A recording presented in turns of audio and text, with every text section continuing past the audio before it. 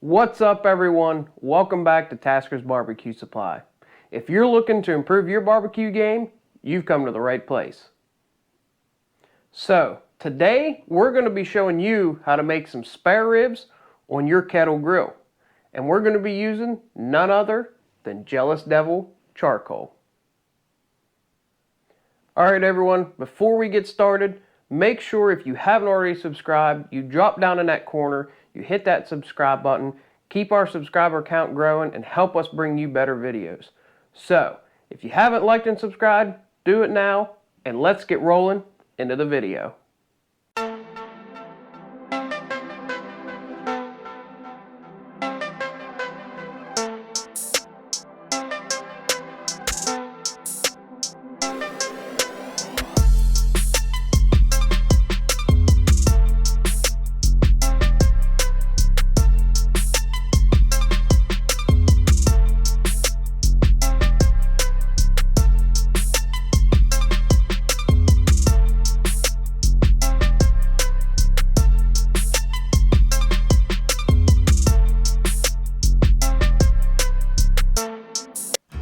Alright, so to get started, we've got a slab of spare ribs here. I've gone ahead and trimmed these up to a St. Louis cut. If you don't know what that is, that's basically taking all your skirt meat off. You're basically making a nice rectangular shape out of it, just outside of the bone on this side.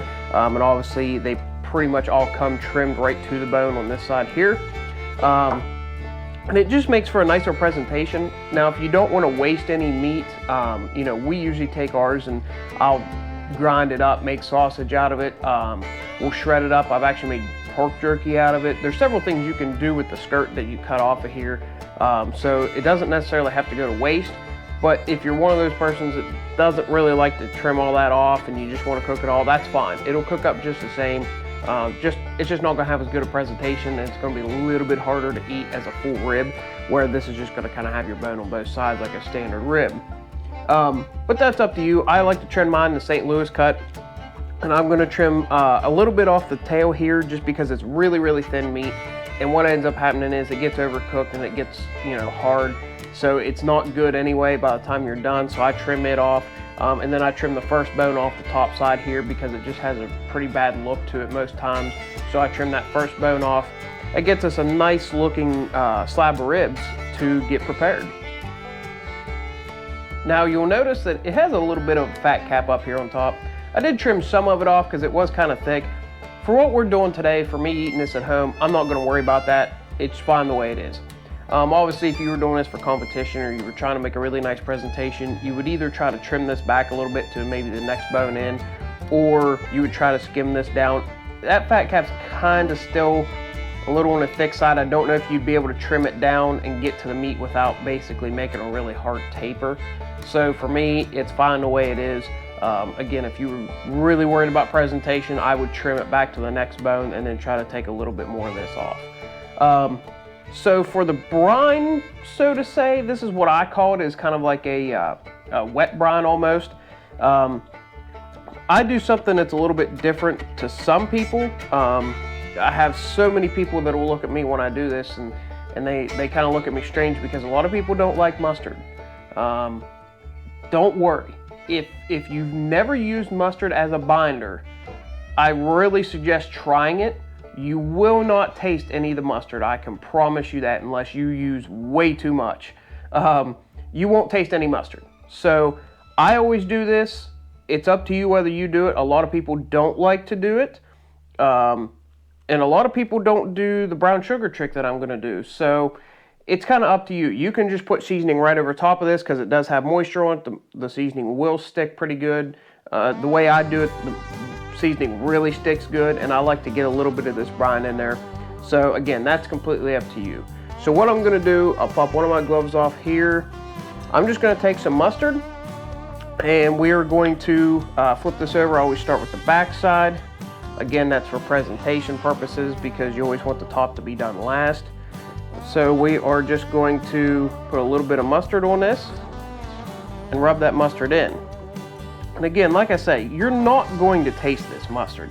It's just acting as a binder for the brown sugar that I'm putting on. and it will help create a binder for the seasoning later on as well. Now, a lot of people will also just use mustard and put their seasoning right over top of that. That is perfectly fine as well. That works really good. The only reason I do it this way is because what I like to do is, this is just some light brown sugar, and I like to take a little bit of light brown sugar and put it on top of these ribs and rub it in. And it just gives a little bit of a sweetness to it, but it's not overbearing, because by the time some of this caramelizes down and melts off, you're really not going to taste a ton of it, but it does give a little bit of sweetness to it.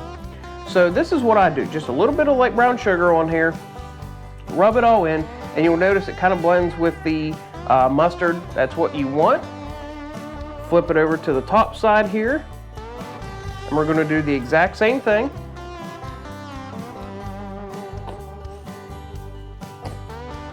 And again, just rubbing that all in. And what the mustard does is, not only, to me, it acts as a binder, obviously, to help your seasonings, help the brown sugar and all that kind of stick to it. Make sure you get your edges along here too. But there is a good bit of vinegar in here, and this mustard will soak into this meat just a little bit. Now, today, I'm only going to be letting these rest for probably a half hour, 45 minutes. But when I go to competitions, or, you know, if I'm doing this for a big event, this stuff will rest overnight. So I'll actually put the mustard on, put my brown sugar on, rub it in, throw it in a pan, throw it back in the refrigerator, and let it completely sit overnight.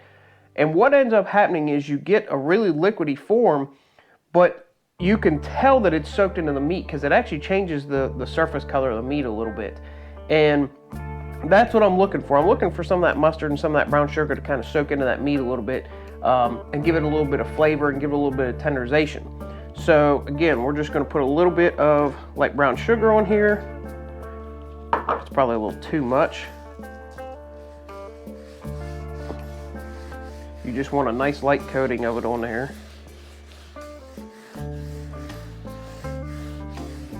Just like that right there. And again, you'll notice that it's starting to blend together, and you're getting a different kind of a texture and a different color to it. Now it's starting to get a little bit more brown. And then that's what we're going to do. We're going to stop right there, and we're just going to let this sit. And that sugar is going to start to just basically dissolve with that mustard, and it will soak into those ribs. So like I said, I'm only going to let this set just till we get the grill warmed up. You know, probably half hour, 45 minutes, you know, till we get everything rolling. But you could absolutely do this the night before you're going to do ribs. Works well on pork loin as well. You can do this, throw it in the refrigerator, let it sit. It's not going to hurt a thing. It's going to be nice and moist when you take it out, so you can put your seasoning right over top of it, and it'll be good to go. But for now, we're going to let these sit. We're going to go outside, and we're going to get the grill warmed up with some Jealous Devil charcoal. All right, guys, we're out at our Napoleon kettle, and we're going to go ahead and get this thing fired up with some Jealous Devil charcoal. Now, right now, we're going to be using their Max briquettes. If you haven't seen their Max briquettes, they are an awesome charcoal. Your standard briquette, but they're like twice the size of a standard briquette. They're freaking huge. And it makes it awesome because you don't have to use near as much, and the heat holds really, really well. These things are awesome for doing low and slow, because I have had excellent luck with them keeping very good temperatures, lasting very long. And the nice thing is they have, the only thing they have in there is charcoal and a little bit of cornstarch. That's it. There's no other additives like some of these other big name charcoals that you're going to get. So I'll show you the way we're going to do it. We're kind of going to do a snake method here. We don't need to be super long because we're just doing ribs, so we're only going to need 5 hours, 6 hours. But I'll show you what I do with my snake method here, so I'll bring you in close and we'll show you. Alright guys, I just want to bring you in close here and kind of show you how we do our charcoal. As you can see, we've just kind of done a snake method here, about halfway around the grill. I did run out of full-size chunks here a little bit toward the end, so I just threw some small chunks in there. It's not going to hurt a thing. They'll be just fine. But these Max briquettes, when I do my pork butts, I do about 3/4 of the way around the grill, and they will last about a 12-hour cook that way. So I'm pretty confident that this right here is going to do us 6 hours just fine. Getting back on that, you know, we just do a snake method. I overlap them just slightly, just so that they kind of fall onto each other after they burn up. And then you notice the second row, I kind of bridge on the back. I kind of lean them against the back ones a little bit, and it works out really well. So that's about all I do for my snake method, just standard. Now what we're going to do, I'm just going to chunk up a couple pieces of wood here, throw on top of that, and then we'll get our charcoal started. And we'll be back in just a moment. All right, guys, I'm going to kind of walk you through my lighting procedure here. This is the way I always do it. Everybody has their differences, but this works well for us. So what I have here is I have a chimney that has a little bit of Jealous Devil chunks in it. So it's actually got their lump charcoal in it. And the reason I do lump charcoal when I start, lump charcoal stays together better, it gets hotter, and it burns a little longer. So what's nice about that is I can light this up. I can just reach in with my charcoal tongs and grab a couple pieces. They don't bust up and just basically turn to dust.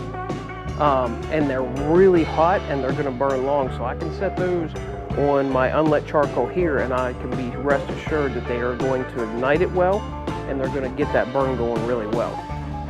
So I just have a cube underneath here that is basically just sawdust and wax. I buy these on Amazon. I'll try to drop a link in the description below for these. And really all you have to do is you just light a corner of these up and then they will start taking off. And I tend to light a couple corners up on it just so you get an extra.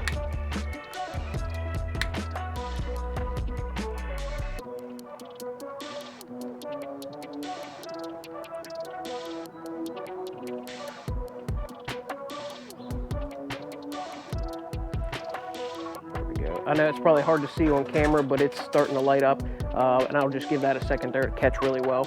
Now, if you do buy these off Amazon, just know that you have to set them kind of like a bowl. So the dome is going to be down, the flat side is going to be up. If you do not set them that way, they will not light properly and they will not burn properly. So we're just going to give this a second here to get going really well, and we'll be back in just a second. All right, it's only been about a minute. And I'm sure you can probably pick this up on camera now. It's burning really well. We've got about a 5 or 6 inch flame coming off of that. So we're just gonna set our chimney right over top of that and let that start taking off. And basically all I do is I just have a little concrete pad that I made that I set on my grill, and I take this with me places. That way I can set it on there and be rest assured it's not gonna burn anything. If my ashes fall down anything, it's just sitting on that concrete and it's not gonna hurt anything. The heat's not gonna go through to anything on the bottom and damage any part of the grill. So I like using that just because it protects everything. So we're just gonna let this take off. You can see we're getting some smoke now. This Jealous Devil chunks, it smokes a little bit, but not very bad. Definitely better than some I've seen. Not as well as maybe say briquette charcoal, because that briquette tends to burn a little bit differently than the lump, but this is definitely a lot cleaner burning than most other competitors that I've seen. And for sure, it burns way hotter and longer than anything else I've ever used. So if you haven't tried out some of Jealous Devil stuff yet, you definitely need to.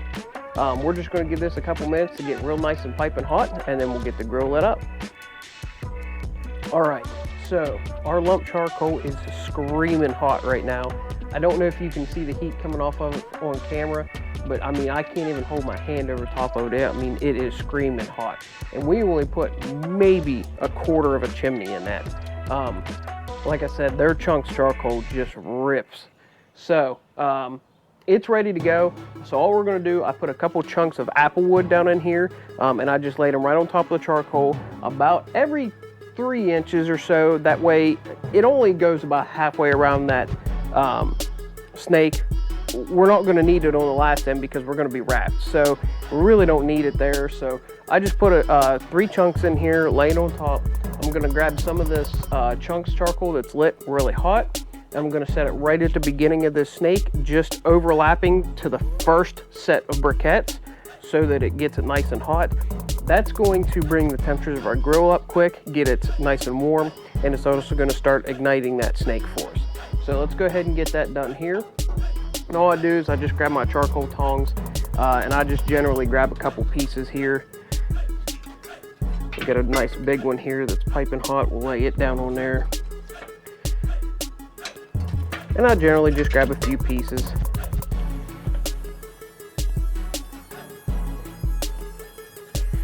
slam right on top there.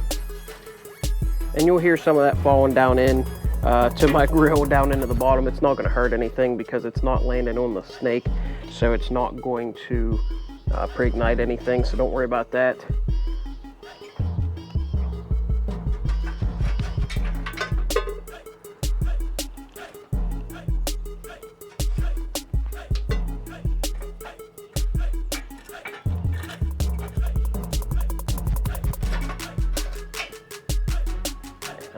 Move my hand because I can't even hold it over top of that stuff that's in the grill right now. It's so freaking hot. I can't even hold my hand over it. So what's nice is that's going to get our grill up to temperature really quickly. So now what we're going to do is I'm going to throw my grill grate back in. I'm going to put it on the top level. So that's what's nice about the Pro Series charcoal grills. You have 3 different grate levels you can choose from. I'm going to leave it on the top level. That way we keep it away from the heat. I'm going to shut the lid and we're going to start dialing this thing in. Our target temperature is going to be between 250 and 275. So I'm hoping to keep it right around that 250 area. But we're going to go ahead and get this closed up here, start dialing our temperatures in, and we'll be back inside here in just a moment. All right, we're back inside. Our grill's coming up to temp. Now it's time to get some seasoning on these ribs. So the first thing we're going to do is, like I said, presentation's key. I'm going to flip these over so that we're going to season the backside first. And as you can see, like I said, the texture has changed of that brown sugar and the mustard. It's now basically just like a liquid, almost like a paste. So there's really no grittiness to the sugar anymore.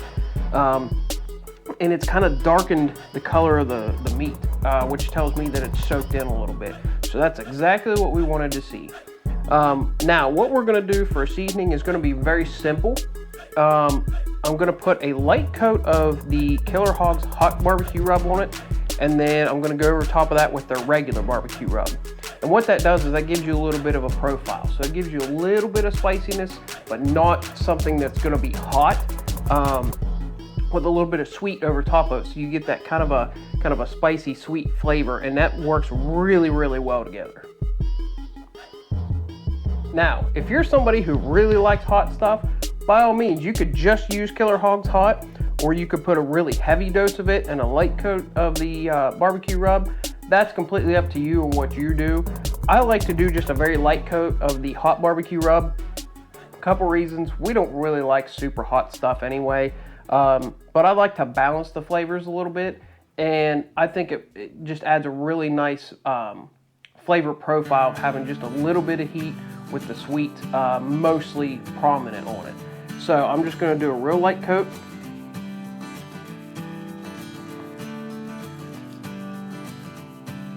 Of the hot, and then we're going to come over top of that with the barbecue rub, and that's obviously going to be a little bit thicker layer here.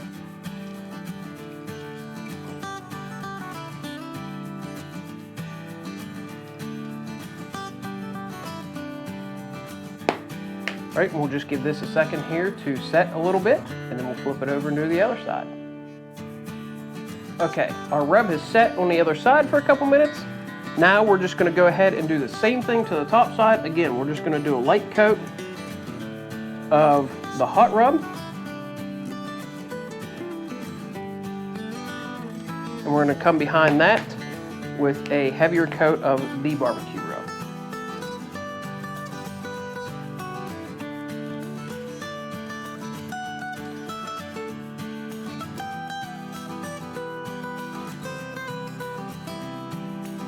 All right, now what I'm gonna do, again, I really like to work on my appearance, so I'm gonna let this set for probably 2 to 3 minutes and let that seasoning get wet and soak in, and then I'm gonna come behind it and touch up any spots that I feel need a little bit extra on them. I don't do a full coat again because that's gonna put too much seasoning. It's gonna end up flaking off, and then that's gonna actually hurt your appearance. But all I'm gonna do is look for spots that maybe didn't get quite enough and are really, really wet, and I'll kind of touch them up a little bit. Other than that, we're really ready to go. So we're just going to let this set, let those seasonings soak in a little bit. That's really crucial. I like to let them soak for a little bit, and then we'll be out at the grill and we'll get them put on. All right, everyone, we're back. We have our Napoleon kettle running perfectly at 250 degrees. That Jealous Devil charcoal is burning nice and smooth, and you can see we have a nice light smoke coming from some of that apple wood. So we are set and ready to go. We're definitely going to have a nice thin smoke rolling for at least several hours. Like I say, our charcoal is burning nice and smooth, perfect temperatures. So we're going to go ahead and get this thrown on. Now what I've done, because when I do ribs on the kettle, I generally put my ribs on a small baking rack. It's basically just a cookie cooling rack, anything like that. Just something with some small holes. One, it makes it easier to get on and off the grill. Two, it's going to help you, because some of the grates on kettle grills are kind of awkward shaped. It's going to help keep from blowouts, which is your ribs popping out the back. It also kind of helps, especially when we do competitions, it helps us keep those ribs nice and in line, because that rack doesn't let the ribs kind of fluctuate and move around, bend, anything like that. So it keeps them nice and perfect shape and everything. So I've got those ready to go. So let's go ahead and get our grill opened up here. And then I'm just going to lift these right onto the main rack.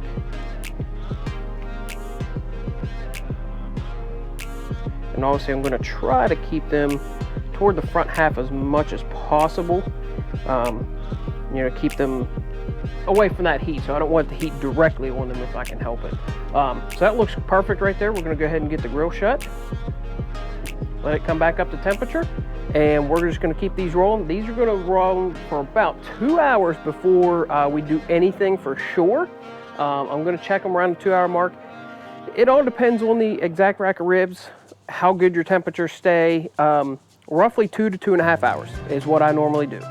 So I come out and I definitely start really checking at 2 hour mark. I check about every 10 minutes until I feel that they're where they need to be, and then we'll pull them off and wrap. We'll be out checking these about every 15-20 minutes or so, probably maybe even 20 to 30 minutes. This kettle runs really accurately, so I don't have to monitor it too much.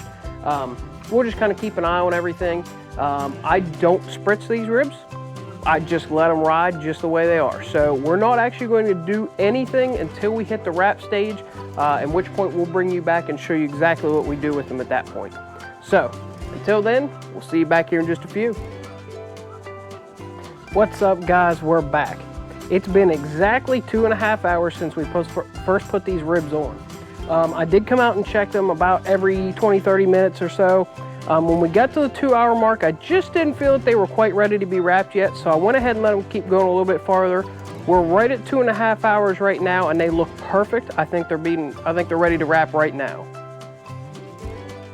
And just to kind of recap a little bit so far, we're still holding exactly 250 degrees. Like I said, this thing holds really good temperatures, and with Jealous Devil charcoal in here, it runs super smooth, and I don't have to worry about inconsistencies in temperature.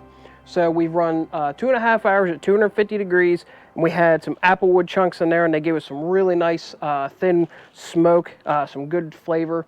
So we're going to go ahead and pull these off, and I'm going to wrap them up, and I'm going to show you how I do my wrap with my ribs. So first off, before we go ahead and pull them off, I'm going to go ahead and make the rib wrap up. What I have here is a little bit of light brown sugar again, and you don't need all this. That's probably plenty right there. And all I do is I just thin this out and just make a nice thin coating on the bottom. And then we're going to take a little bit of honey. Now this is actually from a local gentleman who has a beehive, so this is all natural honey. It is pure honey, and it is actually local harvested. So I like using it because I know it's natural and I know where it came from. And you don't need a lot. All you're going to see is we're going to do a drizzle, about 3 of them, and that's it. Like that back up. And then I like to take a little bit of squeezed butter. This is just parquet squeezed butter. Dollops of butter work just fine too. I just like the squeezed butter because I can spread it out a little bit more. But if you've just got pats of butter, that'll work fine. You don't need a ton of it, just a little bit to give it some more moisture in there. So now we're going to go ahead and we're going to take these ribs off. We're going to put them on here meat side down. I want all this good honey and brown sugar and butter and all that to be right on top of that meat. So we're going to go ahead and flip that on there meat side down. And as sure as you've seen in my previous videos, I've just got my cotton glove liners on with some latex gloves over it so that I can grab this without worrying about burning myself. And I'm just gonna grab these ribs. As you can see, they look absolutely amazing right now. We're just starting to get a little bit of pullback on some of the bones here, so perfect timing. And all we're gonna do is we're gonna lay that on there, meat side down. I'm gonna go ahead and shut the grill, that way our temperatures stay steady. I'm gonna move this stuff here out of the way. And then we're just gonna wrap these up. And I've got 3 layers of foil here. Normally I only do 2, but normally I have a little bit heavier duty foil than this right here. So this I'm going to do 3 wraps on. So what we'll do is we'll wrap the first layer up here nice and tight. We'll flip it over. We'll do the exact same thing. And you want to make sure you get this foil wrapped really tight. That's going to help keep that juice into those ribs, keep them from falling apart. You know, keep a really nice form on them. So get that real nice and tight on there. And you can do 2 layers. It's not going to hurt anything. I'm just doing 3 just more for consistency reasons, that because the foil I use is a lot thicker than this. Generally when I do 2 wraps, it's going to be a lot thicker foil. So I want to keep my temperatures and my times very consistent all the way through. That way, you know, I can practice for doing competition, stuff like that, and keep this pattern down. You know, I don't want to make very many changes to it. All right, we are wrapped nice and tight. Now what I'm going to do is I'm going to go ahead and take this rack off that we have in here, this cookie sheet that we had. That can come off now. And then I'm going to take these ribs. A lot of people set them meat side down, and you can absolutely do that. They will get very, very tender that way. But again, this is kind of a practice for a competition for us as well. But I like to do meat side up because I think it keeps a more consistent and a better looking product. Put that down in, just like that. And then we're going to shut our lid. Now as far as temperatures, I'm going to try to get my temps up just a little bit, around 275. If they hang up around 250, that's fine. It'll just take a little bit longer, but I'm going to try to get my temps up around 275. If I can get them up around 275 real quickly here, we're probably only going to be about an hour and a half wrapped up. But like I say, we'll try to see what we can get our temperatures up to here, and then we will be back when we're ready to unwrap these, and we'll get some sauce on them, and we'll show you how we do all that. So we'll see you guys back here in just a little bit. All right, guys, it's been an hour and a half since we started with the wrap.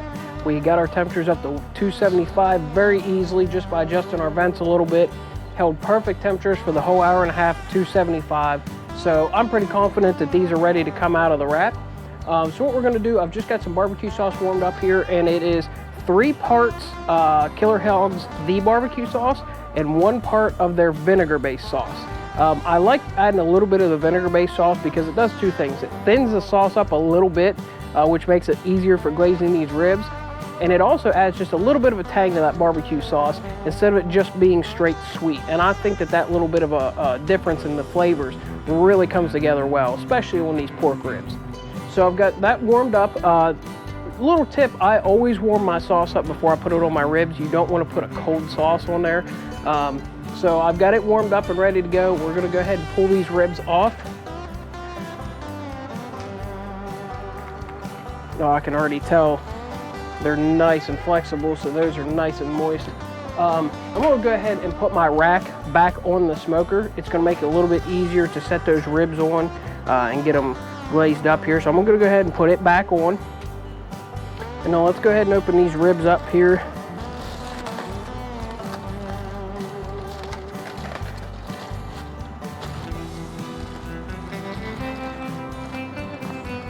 And there's juices everywhere in this, and we'll try to contain it inside the foil so it's not running all over the concrete.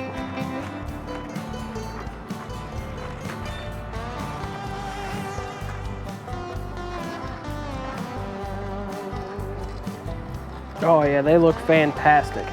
So they are perfectly ready to go. Let's get that down there. Go ahead and open my grill up. try to pick these up here so you guys can take a look at them.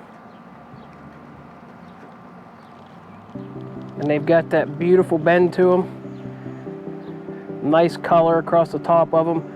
Pull back on the ribs just a little bit. I don't like a ton of pullback on mine. They look awesome. So we're gonna go ahead and set that back on our little cooking rack there. I'll fold that foil up and get it out of the way here.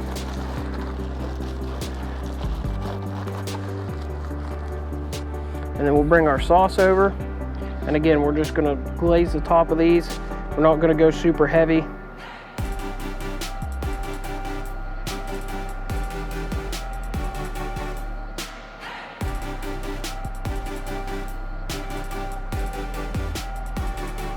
Make sure to get the back side and the front real good. That way you get the sauce down over the edges.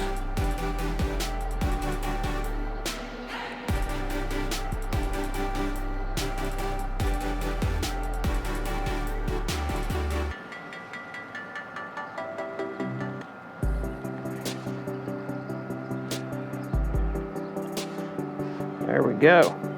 Now another thing we can do as well, I'll get this shut down here. We're gonna let these go for somewhere in the ballpark of 15 to 20 minutes, just to set this sauce up good, get that rib to pull back a little bit. So it's gonna get its final tenderization. It will probably pull back away from the bones a hair more, just because we've opened it up now, got it out of that moisture pack, so it'll kind of suck in a little bit. That's what we want to happen. But if you want to get an extra thick layer of barbecue sauce on there, you can go ahead and let that sit for about 5 minutes. Come back, brush it again with some sauce, let it sit about another 5 minutes, and it should be perfectly ready to go. So I'm gonna go ahead and let this sit about 5 minutes. I'm gonna check the sauce, see what I think of it, see if it needs another brushing or not. If it does, I'll go ahead and put it on, and we'll let it sit for another 5 minutes, give us a 10 minutes total, and then we'll pull these off and take them inside. So I'm just gonna go ahead and meet you guys back inside, and it'll be 10 minutes later. All right, everyone, they are all done and ready to be sliced. So we let them set on the kettle for about 10 minutes, set that sauce up. We brought them inside. They've been set for about 2 or 3 minutes. They're ready to go. So we're gonna get them sliced up, and I'm gonna try one. So I hate to do it, but this is what I normally always do. I go ahead and flip this over so that you can see all the bones. It makes it a little easier to cut. So we're just gonna slice these right between the bones here.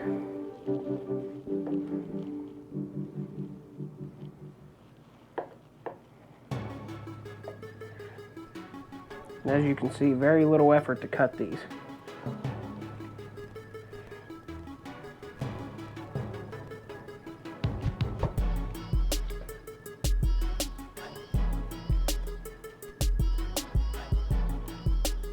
Now, these are not what most people call fall off the bone.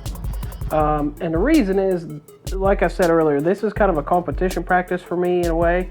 So in competition, you don't want the ribs completely falling off the bone. They should have a nice clean bite through with very little tug to come away from the bone, but the bone shouldn't just be falling off the bone.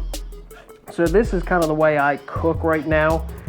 Obviously, you could make these fall off the bone with a few simple tweaks. I have another video out on how to make fall off the bone ribs. The cooking method's a little bit different on that, but you know, you could absolutely make these things fall off the bone. That is not a problem with the way we cook. So let's flip these back over here.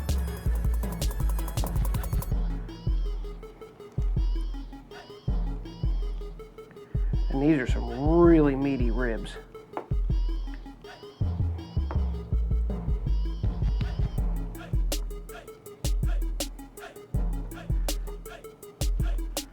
They look fantastic. So I think I'm gonna pop this one right down here. I'm gonna try this one.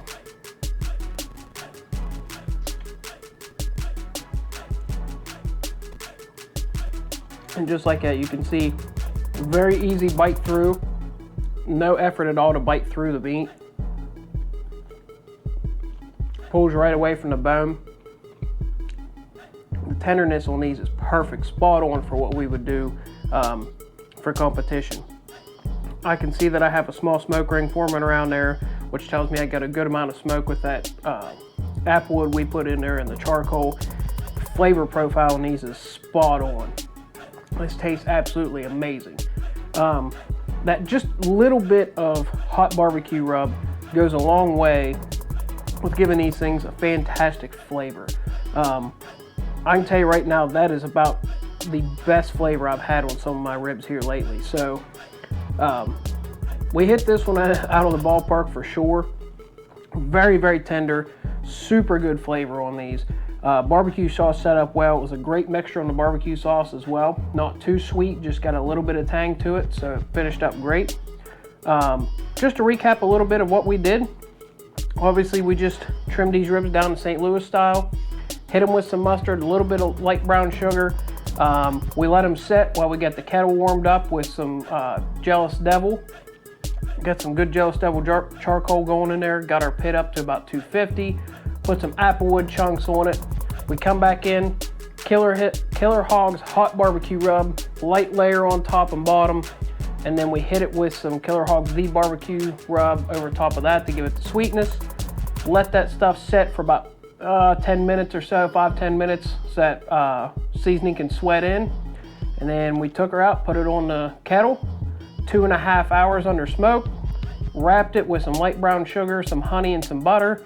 1.5 hours in the wrap, pulled it out, put our sauce on, let it set for 10 minutes, and we are good to go. And I can tell you for a fact, I wish I had a couple of these ribs at some of the competitions I've done this year. There is no doubt I would be 100% ecstatic to put some of these in a competition box. There is no doubt about it. So for sure, this is a great method. Try it out with your kettle. Try this mixture out we did, and let me know what you think. Remember, if you haven't already, like and subscribe, and we'll see you back on the next one.